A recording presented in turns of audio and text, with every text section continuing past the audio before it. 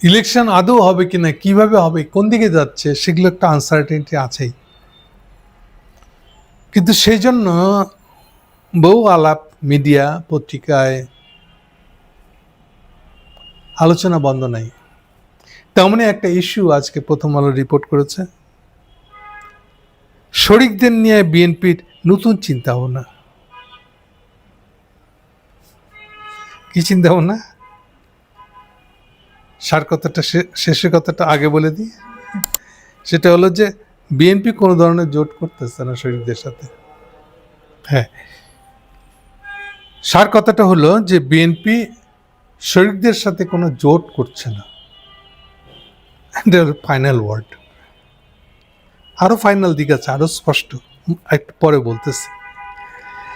সেই জন্য লিখছে এই পত্রিকাটা প্রথম আলো, বিএনপির দায়িত্বশীল সূত্রগুলো বলছে নির্বাচনের শরিক দলগুলোর সঙ্গে বিএনপির কোনো নির্বাচনীয় জোট হচ্ছে না, তবে কিছু আসন সমঝোতা হবে,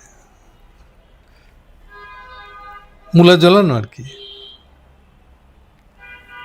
এবার বিএনপির পক্ষ থেকে জাস্টিফিকেশনটা কি এই ব্যাপারে, সেইটা এই রিপোর্টটার মধ্যে সুন্দর করে দেওয়া আছে। ওখানে লিখছে জাস্টিফিকেশনটা হলো বিএনপির শরিকদের আসন ছাড়ার ক্ষেত্রে রক্ষণশীল ভূমিকা নিতে হচ্ছে, কিছু করার নাই। কারণ গত 3টি জাতীয় নির্বাচনে মানুষ ভোট দিতে পারে নাই, তার সাথে কি সম্পর্ক? এর মধ্যে 2014-24 সালে বিএনপি নির্বাচন বর্জন করে, আর 18 সালে অংশ নিলেও মাঠে থাকতে পারে নাই। ফলে একটা সাংঘাতিক শব্দ এখন আপনাদেরকে শোনাবো, ফলে দলটিতে প্রার্থী জোট তৈরি করেছে। প্রার্থী জট, মজার শব্দ না?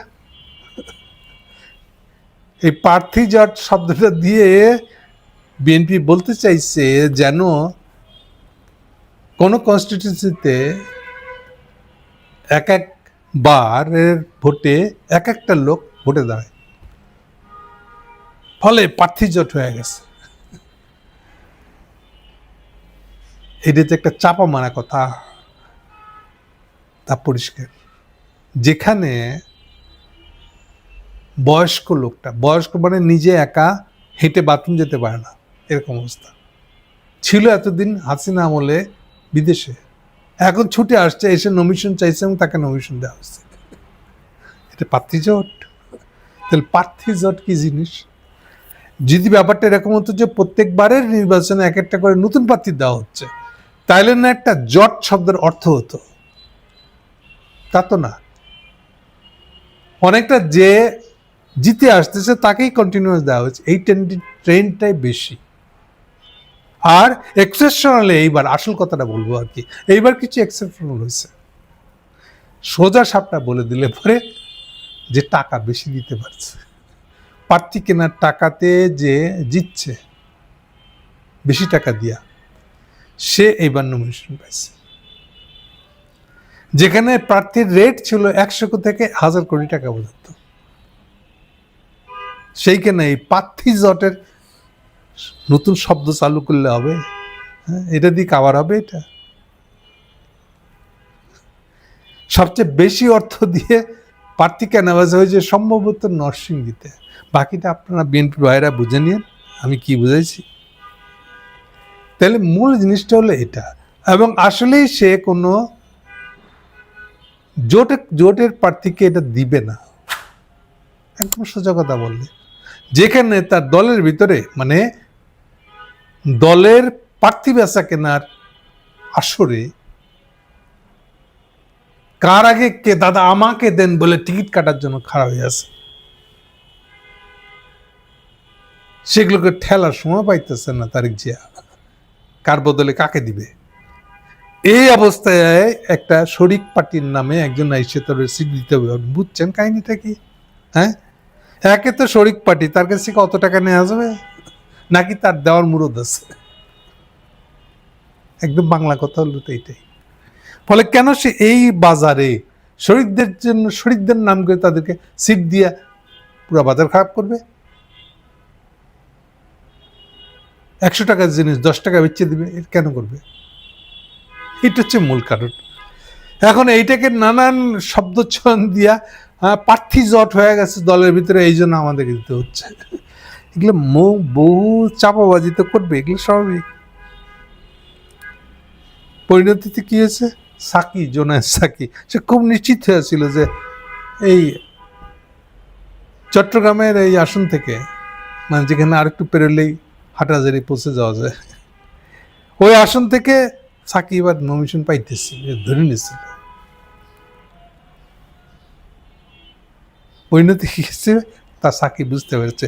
যেন সাকির ভাষ্যটা দেখেন ওখানে আছে, ওই রিপোর্টে আছে। বিএনপির কথা থেকে যেটা বুঝতে পেরেছি সাকি বলছে, সেটা হচ্ছে শরিক দলগুলোর শীর্ষ নেতাদের কারো কারো আসনে তারা প্রার্থী দেবে না। এখন তারা কাকে কাকে ছাড়বে সেটা তারা ঠিক করতেছে। এই বিষয়ে এখনো আলোচনা চলতেছে। অ্যাকচুয়ালি এটা হলো নিজের ইনসাল্ট, নিজের অপমানকে ঢাকা দেওয়ার বাক্য। What is the guarantee? কি নিশ্চয়তা আছে যে ওই আসনে বিএনপি আরেকটা প্রার্থী দেবে না? ইভেন এমনও হতে পারে দেখায় দেখায় প্রার্থী দেয় নাই, পার্টি থেকে দেয় নাই, স্বতন্ত্র রেখে গেছে। সাক্ষী কি করবে? আপনার গণ অধিকার পরিষদ নূরের কি অবস্থা হচ্ছে দেখেন না? ঢাকা থেকে বলে দিচ্ছে যান আপনার এলাকা কনস্টিটিউয়েন্সিতে, হ্যাঁ আপনি কাটবেন। আর এলাকার লোক বিএনপির কমিটি বলতেছেন না আপনি কাটাই, আমাদের ক্যান্ডিডেট আছে। এবং উনি একবার ঢাকায় যায়, একবার বলা হয়, এই করতে করতে উনি শেষ, ফাইনালি বুঝিয়ে গেছেন ওই আসন ছাড়বে না, না কেন্দ্র থেকে ছাড়বে, গোপনে টিপে দিতেছে, আর না এলাকায় কনস্টিটিউয়েন্সিতে তারকে অ্যালাউ করবে কেউ। কেবলমাত্র সেখানেই পাইতে পারে শরিকরা কেউ যেখানে বিএনপি মনে করে তার এলাকাতে, ওই এলাকাটাতে তার প্রার্থী ভালো না, এরকম জায়গায় হতে পারে। মান্নাও একইভাবে বলতেছে, ধরেন আমাকে 2টা আসন দিল, 2টা তো প্রশ্নই আসে না, একটাই দেয় কিনা, তাহলে জোট করে আমি কি সংকুচিত হব? 5টা থেকে 2টা হলে আমার দলটা বাড়বে কি করে? তারা যাই দিক, আমরা আমাদের মতন নির্বাচন করবো, সেটাই ভালো, আঙুর ফল টক। তাহলে সার কথাটা হলো যে এই বিএনপি জোটগুলো এখন বাস্তবের মাটিতে পা দিচ্ছে, টের পাচ্ছে যে জিনিসটা এত সিম্পল না। বিশেষ করে যেখানে আওয়ামী লীগ নাই, বিএনপির প্রার্থীদের ভোটের বাজারে প্রার্থীদের রেট কত বাইরে গেছে, এটা খেয়াল করতে হবে না? এই বাজারে আপনাকে ইয়ের নামে, আপনি শরিক নামে আপনাকে একটা ইয়ে দিবে, দিয়ে 500 থেকে 1000 কোটি টাকা লস করবে, এটা কি হইল? এটা আশা করেন কি? সো এটা ভালো যে এই সকল জোট প্রার্থীরা, আমি আগেই বলেছিলাম তারা সিট পার্টি, এখন তারা সিট পার্টিও থাকতে পারবে কিনা এটা হচ্ছে প্রশ্নের সম্মুখীন। তাহলে কি হবে? তারা এই যে আগে আপনাদেরকে ধারণা দিয়েছিলাম, বড় যে সরকারি ব্যাংকের একটা ডিরেক্টর হবে। Thank you.